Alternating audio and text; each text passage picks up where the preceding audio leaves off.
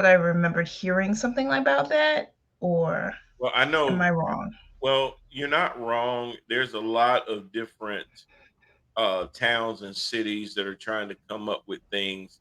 You know, when George Floyd happened, I guess George Floyd is the unofficial godfather of the rights woke agenda. When people started realizing that the bullshit that they've been told for years, that all police are above reproach, if you just simply comply with what the police tell you, then everything is going to work out. And when Americans from all walks of life, and not just Americans, the world from all walks of life saw somebody's humanity basically being choked out of them, it put us in a whole different light. It only reinforced what many of us that looked like George Floyd already knew, but it really did trigger a generation of non-black people and brought them to action to see something. Hey, Alan, to see something that they just couldn't have imagined. They've heard people complain about it. They've heard it being said, and for a lot of people, they want to. They didn't believe it because they didn't want to believe it. Oh, y'all just playing the race card, man. Why is it always about race? Can't we move on from race? Yada yada yada yada yada. Well, I'm sorry. I've tried. Every time I get up in the morning, I sit there and throw some water on my face. I look back up and I'm still black. God, I can't move on from being black. That's my problem. Um, but the day George Floyd was killed, it became more than just my problem. A lot more people finally figured out, wait a minute, if we're seeing this on tape, how many George Floyds do we not see on tape? And you know what that's really called, Lori? You woke up. That's what being woke is. It's a realization that just because there are things that you've been privy to, everybody ain't in that same boat. The things that you have been allowed to have happen from your point of view isn't the point of view that everybody shares, and it's just an acknowledgement of it, and it's an awareness of the fact that, hey, maybe we have come a certain ways, but we have a long way to go. And the only way to get there is to acknowledge the need to get there. But there's other people that would say, no, we need to be anti woke because we just need to keep things the way they are.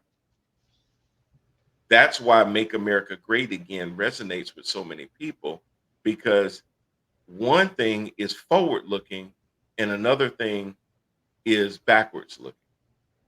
I don't want to go forward. I don't want to have to accept the fact that you have pronouns.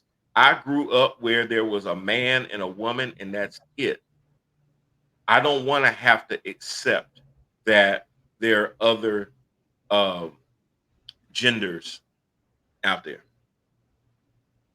because to me, gender and sex were always the same thing. A male is a male, a female is a female. Not a male is a sex, a female is a sex, and genders can be defined by other things. I don't want to live in a world like that.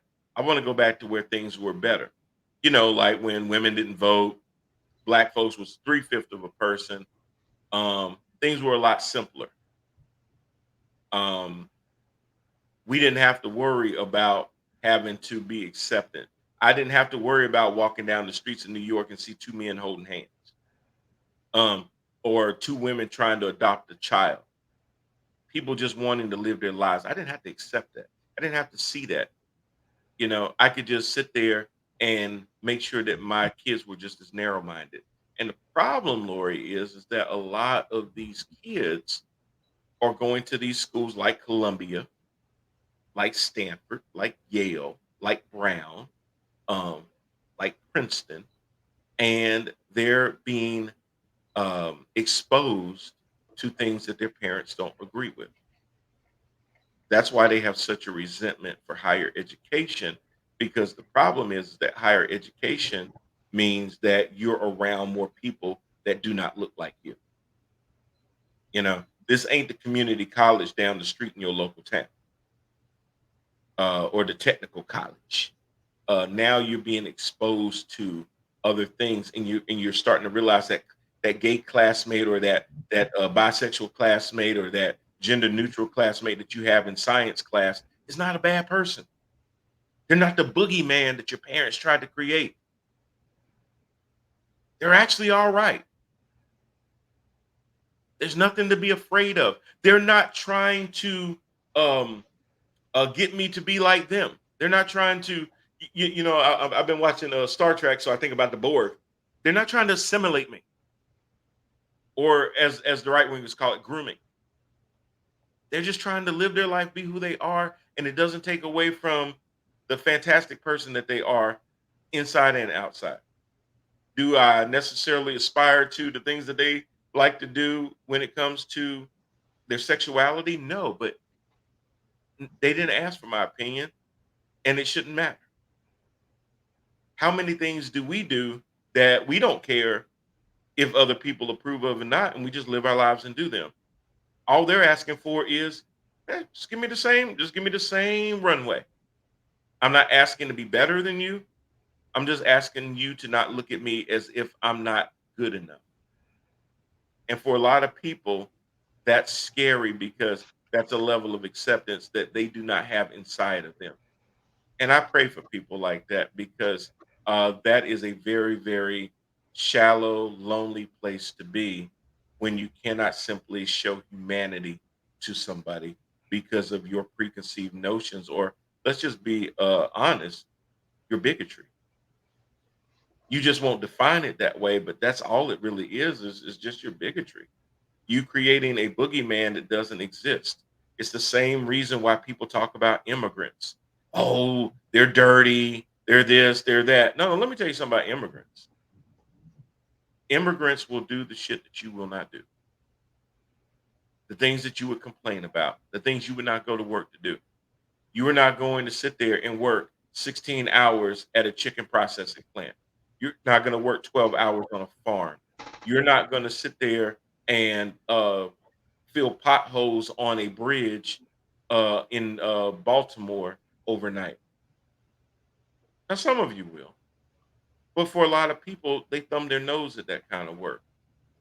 Whatever happened to hard earnest work, for pay and that kind of things. Immigrants embody that more than Americans do. In some ways, living the American dream seems more important to the immigrant than it does to the American that takes it for granted.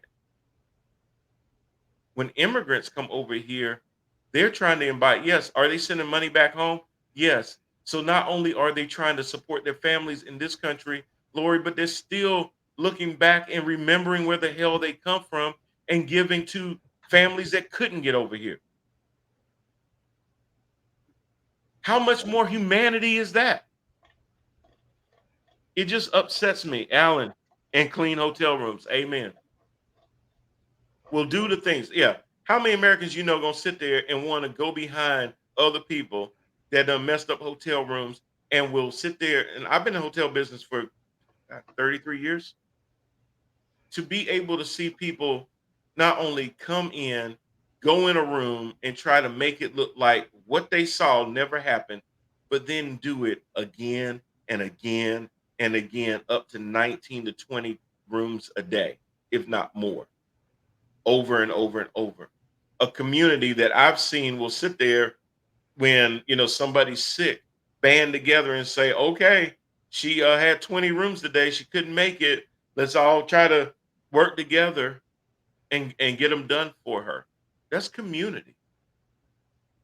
Those are things that should be heralded, not demonized.